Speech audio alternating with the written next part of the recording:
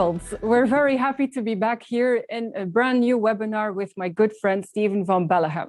As we are experiencing, doing things completely live is not something that we're used to anymore. But nevertheless, very happy to kick off this new series. Steven and we were talking and we got so enthusiastic to talk more about extreme customer centricity that we won't be doing just one webinar, not even two, but three. We've divided it into three teams. Today, we're going to talk about customer service and customer care. Next time, we'll talk about product innovation, service design. And in the third session, we will talk about everything to do with back-end processes and all kinds of departments of companies that we don't really link to CX when we think about it. For our loyal viewers, you know that we built the webinar around questions that came from you, from the audience, also from things we read or discuss on LinkedIn. And so if you have more questions, feel free to drop it in the chat as well. Hi, Steven. Leslie. Are you excited? I'm very excited, always. Okay, yeah. Very good. So today we're going to talk about customer service. Now, before getting started with all the questions from the audience, how do you look at that department, customer service, within an organization? Well, in an organization, there are a number of departments, there are a number of touch points, interactions that really define the perception of customers. Your digital channels, your salespeople on the floor, but also your contact center. I think the contact center is one of those places that define the perception of your level of customer centricity in the mindset of a customer. And it's very strange, because very often they're seen as a cost center, as something you need to have. I'm still very surprised that people don't always value the importance of that channel. So that's one thing. The second thing is these guys are experts about customers. Exactly. People that are working day in, day out, getting phone calls. They are experts. And the knowledge that they have about what works and doesn't work in an organization is really valuable. So I think that many organizations are not using that knowledge enough. I think that's an important one. And a third one, it's still a human channel. Yeah. And if I look to some of my predictions in the past 10 years, I was often very, very wrong. I always predicted first social media would take over customer service, then chatbots would take over customer service. And the truth is we're now 10 years, 12 years in that development. And there's no technology that can even come close to human service. It's the fastest and the most in-depth and the most fun possible way to interact with customers. And the technology is not up to speed yet. So they are the most important human channel that we also have. So I'm a big fan of that department. But we still see that for many customer service managers, one of their KPIs or goals every year is to cut costs, but also to digitalize. There's this whole digital transformation in customer service, but then there's different speeds as I hear it. Yeah. Of course, you need to digitalize it. And I think there are two ways to do that. You can do that at the front end. If someone has a question that they're being helped by a chatbot, and I think that can work for very basic questions. And a chatbot for me is most of the time, it's a very large Excel sheet with all the possible questions and answers. So for basic questions, that can work. Mm-hmm. But I think everyone who's listening already had the experience that chatbots can be very annoying. Oh, dear God, yes. They're not smart. They're extremely dumb. They don't understand a thing of what we're saying once we leave the script. So that's terrible. Yeah. But for basic questions, it works. I think a more important place to digitize in contact centers is behind the scenes and use artificial intelligence to augment the intelligence of your teams, that they have information that helps them to personalize more, to be more productive. And there are these tools that dive into your customer service data of the past, and then they automatically formulate an answer. And as an agent, then you can use it, or you can personalize it, you can change it, you can use parts of it.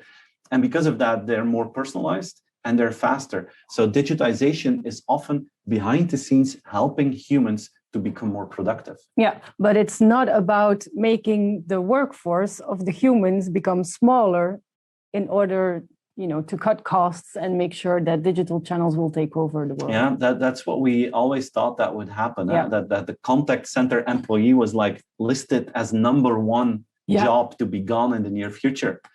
I don't see that happening right now. I see the opposite. I see that more and more humans are being hired, and that they're reskilling the humans. They're adding technology to support the humans.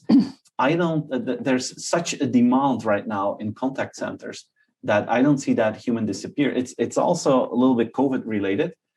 Yeah, I've been to many companies, and in March 2020, when the world stopped turning, suddenly there were so many people asking questions about everything. It wasn't just about flights, but it was also about, I'm working in my house. Will I still get the supplies that I ordered to finish this job? So people had questions about everything.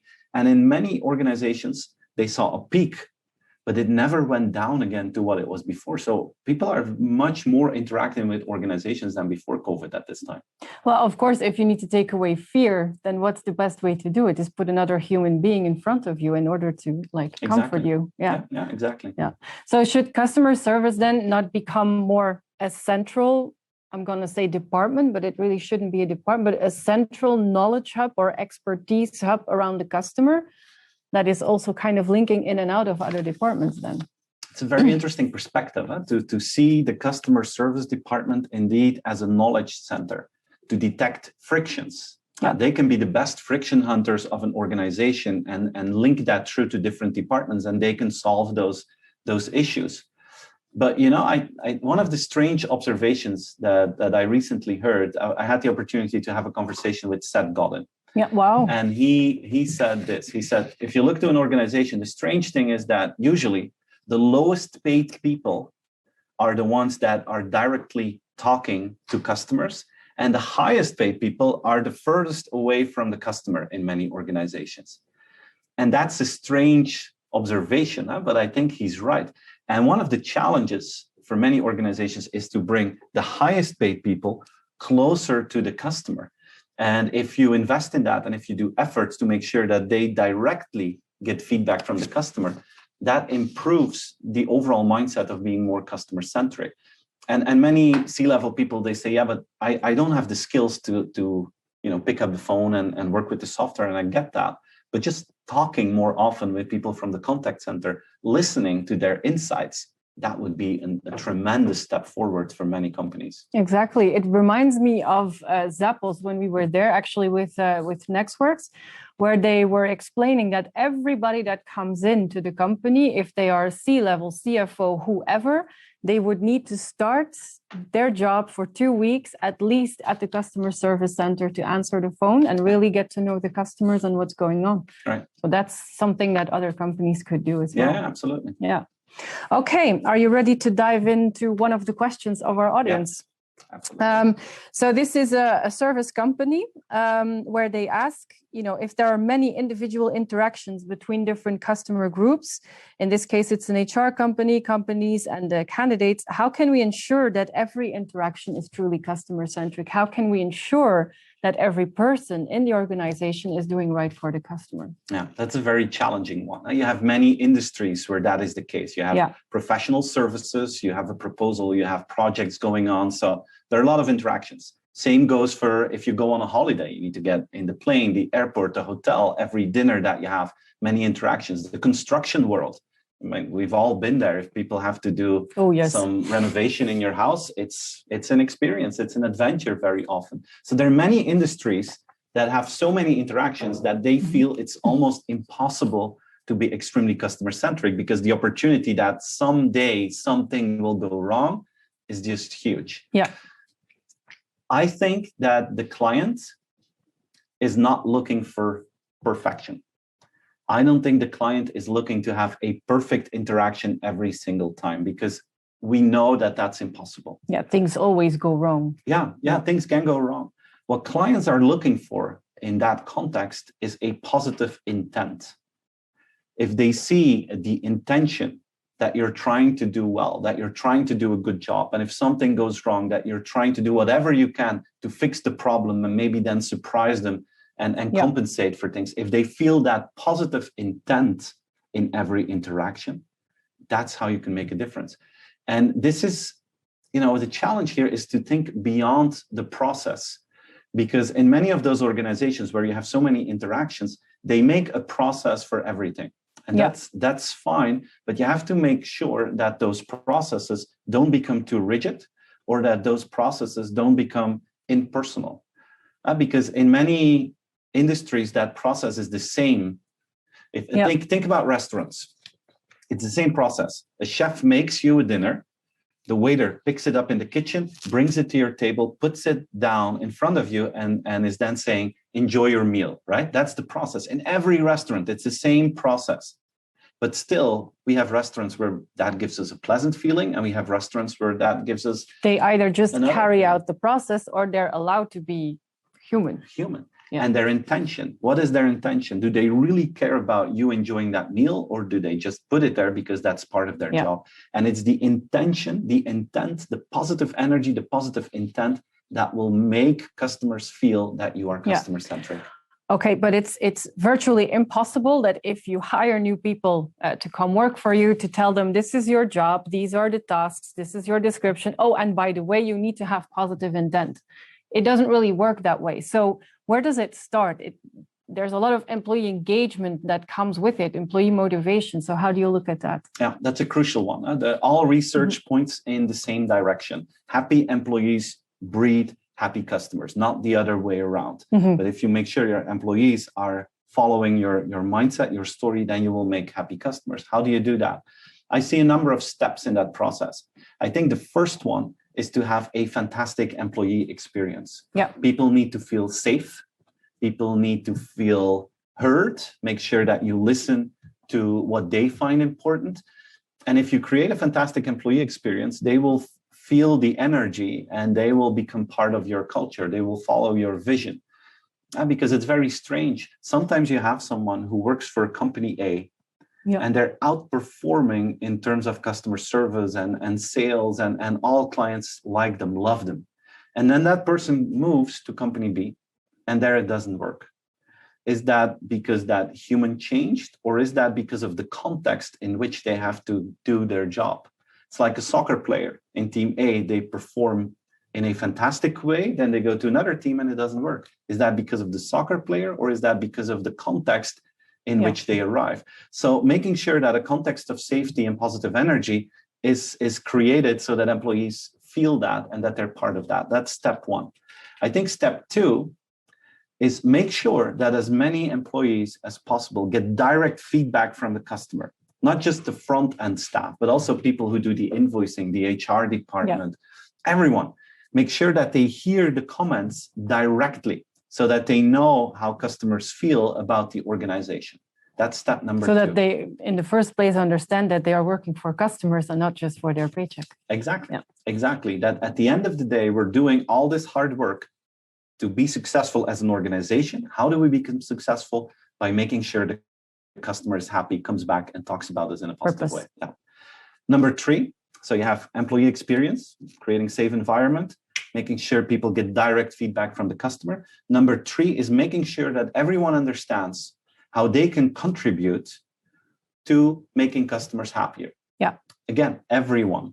If you use your data, if you use your customer feedback and you really understand it, then you can do that. Then you can say to people who work in the warehouse, hey, if you improve your performance just 2 steps in this domain, then at the end of the day, it will make customers happier. If you can make it that tangible for everyone, then they will understand what their role is in this whole journey to become more customer-centric. So it's not about sharing throughout the company the NPS scores or whatever satisfaction score, which is pretty global, but it's about what is my impact, what is my role in contributing to a better experience, which then, of course, is measured out by these satisfaction metrics. Yeah, exactly. I think that I'm a fan of NPS. I think it works.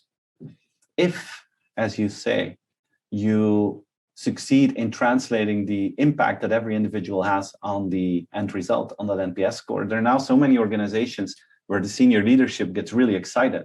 And they're like, today we have an NPS score of 15, and next year it has to be 25. But it's the same as this year. It's often the same. But imagine that they say, no. This year we're going to change that. We had 15 and we're not going to rest before it's 25. And then they present that to the entire organization and they're really thrilled about it. The truth is 75% of the people in the room are like, whatever. And what this has to do with me. Good luck in your journey to improve the NPS, but I'm not involved in this process. And if you're not involved in the process and there's a disconnect with the KPI, then in my opinion, that KPI is completely worthless. Yeah, exactly. And that actually brings me to one of the questions that somebody also asked. This is a webinar we presented in 3 themes. That's also one of the reasons why we really want to dive into customer care, but also product innovation and back-end processes, because often they're overlooked or forgotten in the whole, we need to become customer-centric, right? Yeah, absolutely. Yeah. Absolutely. Yeah. If do you have an example or some examples that you can give the audience about, a company that does the employee engagement so well that whenever you go or have an interaction that you really feel that you are heard and that there's this positive intent? One of the industries that I'm really excited about is the hospitality industry. Hotels, top restaurants, the Ritz-Carlton, those kind of fancy places. I think they are brilliant in what they do. I had the opportunity to work for some of the biggest hotel chains and look behind the scenes. And behind the scenes, they're just normal people like you and me. Yeah. But once they get on their stage and once they're in front of the customer, they become someone that is willing to go the extra mile and to make sure that if you go to a restaurant that you only leave with a happy face because you had a brilliant meal, and that you go home after a night in a hotel because they hope that you will have a memorable experience. They're on their stage and they're like actors in their own play. Yeah. And they perfectly know what the outcome of that play must be. And I think the hospitality industry, doesn't matter if you're in hardcore B2B or if you're in HR services, but the hospitality industry is for me a source of inspiration. Yeah. So we're just going to send everyone off to go on trips and visit hotels just to really experience what they should do in their own company. Maybe we have forgotten about it. Maybe we have, just like we've forgotten how to do things live. Okay. But, all these companies that really are at the beginning of all of this, one of the questions we also got is, a corporate company, and it doesn't have to be corporate, how can they move themselves or how can they be moved in the right direction? What are the first steps that they can take? Yeah, I think the first step to become more customer-centric is to have a vision about it. Yeah, I think you need to have a strong belief of your senior leadership that this is crucial for the future of your company. I have the pleasure to meet many organizations where the CEO and the executive committee is like, from now on, this is going to be our core focus. Because if you look at, success or failure of an organization, it is the result of how you treat your customers. Yeah. And that is something that suddenly a lot of people start to understand. And I think what happened in the last 14 months was an accelerator of that, because suddenly you were in touch with a lot of your customers who had complaints and questions, and people understood we need to deliver the extra mile today because their loyalty will be gone in this switch in behavior. So having this vision, this belief that you want to make a difference for customers, that's how it starts. And then a second thing that you need to do is involve the people that are on the crossroads of your organization. Find the people that are at a very important crossroads, bring them together and just tell them, this is the vision that we have. We want to make a difference towards customers. What do we need to do? Yeah. And then there are 2 assignments that you can give those people. You can say, okay, try to find all the things that we do wrong and that are frustrating customers. List them and then start to remove them one by one. The second thing that you ask is dare to dream about how this could evolve in the next couple of years. And then let's figure out a way how we can reverse engineer that dream and start building that dream today. But I think the ideas need then to come, the practical ideas, the execution needs to come from the people who are at the crossroads of the organization. Yeah. And the vision starts with the top. At the crossroads in order to break down silos? Breaking down silos. People that are on crossroads, they often define in organizations what happens and doesn't happen. They can put they can build a wall or they can break a wall. Yeah. And very often when they're pushed into defense, they start to build walls around them and try to control their own situation. If you invite them to become part of that journey, there's a big chance that they will break down the walls and that they will look for ways to partner up and team up with some of their colleagues. And that's what you need to achieve there. Yeah. So organizations that say, oh, we want to be customer centric. Now we'll open up a new department and there we have our new CX manager. That's probably going to be very difficult for that person or team to then really do good things. Yeah. Yeah. That's, many organizations ask the question, how do we organize ourselves for great customer experience?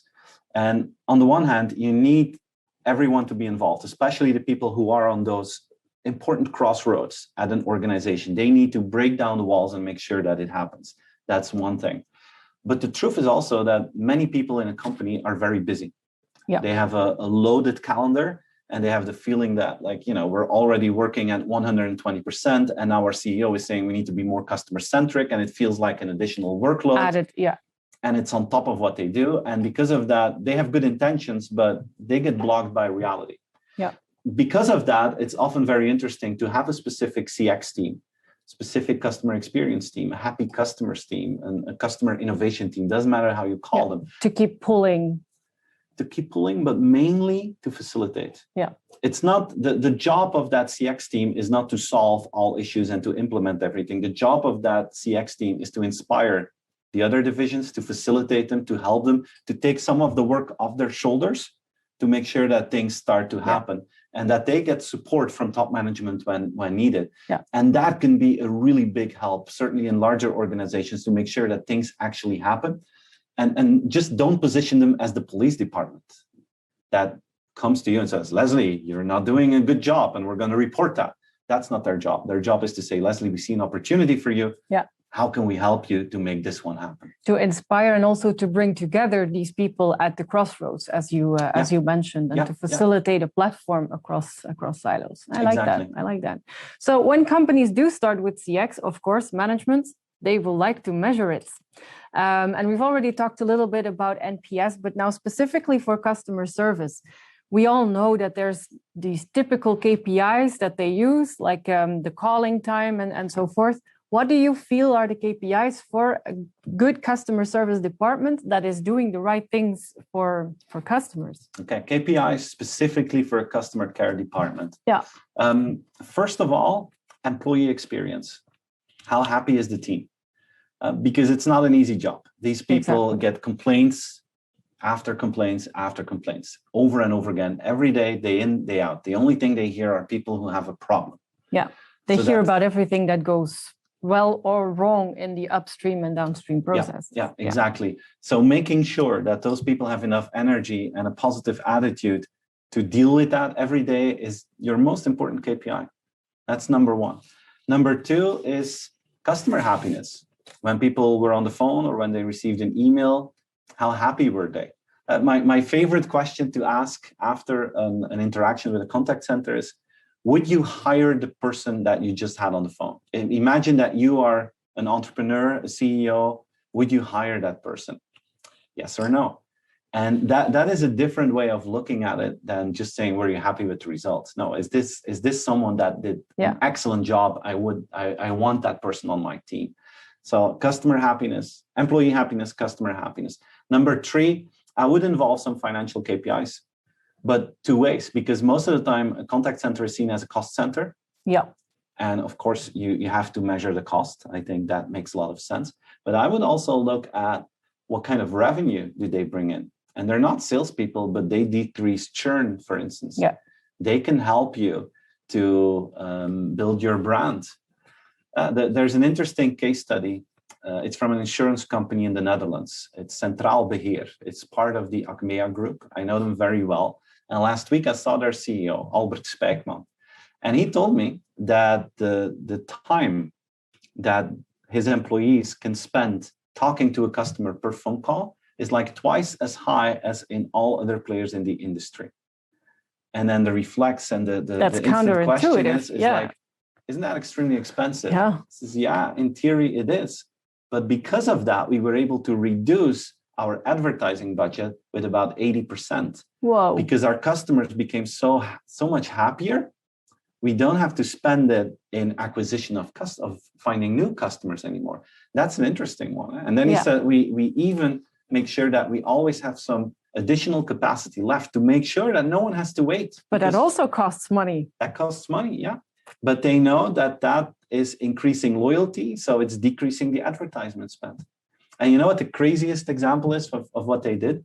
So when the pandemic started, March last year, no one called to the call center anymore. So they were going home. Well, no one had a problem with their insurance. You don't have a car accident. You don't have travel issues because we were all at home. So they were sitting there, but they didn't send them home. They said, why don't we use the capacity that we have here to do outbound calls? Why don't we start calling our customers, starting with the older people that are living all by themselves? Let's give them a call and just ask them how things are with them.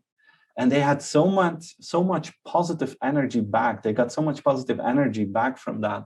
Yeah. That again, it increased their loyalty. But it probably also increased their employees' engagement because they were serving a purpose and they were doing good. 3 things happened. Employees became happier because you feel positive energy of doing that. Customers, they were delighted. Yeah. And you can decrease your advertising spend because of that. Yeah. So employee engagement up, customer satisfaction up, costs of acquisition down. 3 KPIs that I think are crucial for a contact center. But again, then it really starts with having that belief because it's so counterintuitive what they did. You can also try that for a month. Yeah. And see what the impact is, or for 2 months. Yeah. And see what the impact is. And that's what they've done. They try things out and they see how it works. But it's part of their mindset that their job is to deliver a service that is unseen in the insurance industry. I'm a huge fan of them because I remember I was there 5 years ago. And their CEO back then, it was another guy. He said, look, we have a net promoter score of -10. And we're they were not that great back then. No, but they thought they were. They were like, we're working very hard. We're friendly people. And still it's -10. Yeah. And some people said, yeah, but that's because we're an insurance company. And he said, well, I don't believe that. I think that we're not ambitious enough. I want to have a net promoter score of +50 is what he said, because that's the highest in the Netherlands, the Efteling. I want to have the same score as the Efteling. An insurance company. Yeah. Okay, that's. And I was witnessing that. So half of the room was like, okay, our CEO lost it. This guy doesn't know what he's talking about. He needs to go to the Efteling. But the other half was like, okay, -15 +50. That means that finally we're going to fundamentally do things differently. Yeah. And today we're 5 years later, and for many of their products, they have a net promoter score that's higher than 50. I even heard last week for some of their products, this is very crazy. They have a net promoter score of +100. Everyone is giving a 9 or a 10. Yeah. So they changed their mindset. They had this complete new vision. They drilled it down to the entire organization. They do things that other companies don't do because they believe that they need to achieve that goal of making customers happy and that everything else will follow. And that's exactly what is happening for them. Yeah, let's talk about those products in the next webinar where we're going to dive deeper in product innovation. But I'm also hearing you say that maybe there are some KPIs that we need to not take into account anymore, like, for example, the amount of time that an agent can spend with customers. Are there other KPIs that are more working against experience than for it? There's a difference between measuring something and putting a target on it. Yeah. So it's perfectly fine to measure how long a call lasts. It's perfectly fine to measure because then you can see evolution. I think it's crucial to have as much data as possible. The difference is, do you want to is it your life goal to make sure that the time that people are on the phone will decrease with 20%? Then it's something else, because then you're starting to manage on decreasing the amount of time that people spend on the phone, because that's your objective. Yeah. And you're not looking at what the impact on the market is anymore. So I think it's extremely dangerous to use KPIs that are only internally focused. If you have a contact center and you're only using KPIs that are internally focused, time of call, cost to serve, if those are your only KPIs, I think that is a road to disaster, because then you're taking the wrong decisions. And at the end of the day, your number of calls will go down because your number of customers will go down. Yeah. And then also your number of employees that are working there will go down. Yeah. Okay. Now, for customer service managers that are listening in, it all probably sounds very, wow, yes, we've been thinking that for years, Steven. Now help us, because we are an underfunded department and probably undervalued. What can they do today to prove to their management, or to do some experiments, to get some proof, like let us get rid of those KPIs, or let us work more on the internal culture? Yeah, I think it's a challenge for many managers of contact centers that they need to convince other people in the organization that they're not just a cost that you need to accept in life. There are a number of ways to show the value. First of all, contact centers help to reduce churn. We need to make sure that the amount of people that come in, that they stay with us in the organization. We all know that once you lose a customer, that's very hard to get the customer back. So if you reduce churn, that's a very tangible value. Exactly, yeah. The second one that I see is brand building. Every interaction with a contact center has a deeper impact on the customer than any kind of advertising message that you see. If I'm calling now with my telco and it's a terrible conversation and I walk out of here and I see all kind of billboards, I hear them on the radio and tonight I see them on Facebook, then all that advertisement will have the opposite effect on me because I had a terrible experience. And I will say, instead of spending all your money on that advertisement, you'd better invest it in me, your customer. So it builds your brand. We don't always look at it like that, but it's a brand building interface, stronger and deeper than any other. And that's what people need to understand. Don't just look at the cost factor, look at how you bring in revenues with branding, with reduction of churn. I would look at it that way. Yeah, okay. So what if they say, Steven, can you please come explain to our board that we need to be? What would you tell the board? I wouldn't tell the board anything. If a board needs to be convinced that customer care is crucial, whatever you say, it won't work. You need to show them. Yeah. You need to show them. You need to take them by the hand and take them to the contact center so that they can listen in, that they can see what is happening there, that they understand the value that those people are bringing. Put them on the phone themselves. Yeah. Bring them closer to the customer. I've had this experiment once with a big bank in Europe. We had the same debate. And suddenly I had the crazy idea. I said, why don't we, and that was for a leadership team of 10 people, why don't we give each one of you a list, randomly selected, of 100 clients. We'll give you an Excel sheet with the contact information of 100 clients, not the richest ones of your bank, but just random. Yeah. And from now on, you are their point of contact. If they have a complaint, if they have a question, they call you, they email you. What do you think about that? And I can tell you, I could see they turned pale. They were like, no. Okay, so you want us to take care of 100 clients? Yeah, that's exactly what I want you to do. And a few of them were really excited, but some were terrified. And we've done that experiment. It took a year to convince them. I went back several times and I had someone who was supporting it like crazy. And she said, we need to do this. We need to do this. And after a year, they figured it out and they said, we're going to do that. And it was amazing. Then you see the power that small group of customers can have on a C-level executive, because suddenly they get a call and they're like, hey, the interface on your site is not clear. Can you explain? And then that C-level person goes to the site and is like, oh my God, this is our site. It's terrible. And probably hadn't gone to the site himself in years. Yeah. Why would they? If they lose their credit card, they ask an assistant. They don't go through the process that we go through. So they're doing other stuff. And suddenly, because all these guys were getting calls and emails with complaints, all those complaints suddenly ended on the table. And it's not that you have to micromanage all those complaints. That's not the end goal. The end goal is that they get closer to the customer. And because of that, they see the value of what customer care is doing day in, day out. So you have to show them. You have to make sure they feel it. Yeah. Okay, so I think that's a very good wrap up. Bring the boards into the customer service center or give them a list of 100 customers. Very good. Thank you, Steven. It really was a pleasure. And I'm looking forward to our next edition next month. Thank you, everyone. Thanks for listening. Thanks for watching, guys. All right. Bye.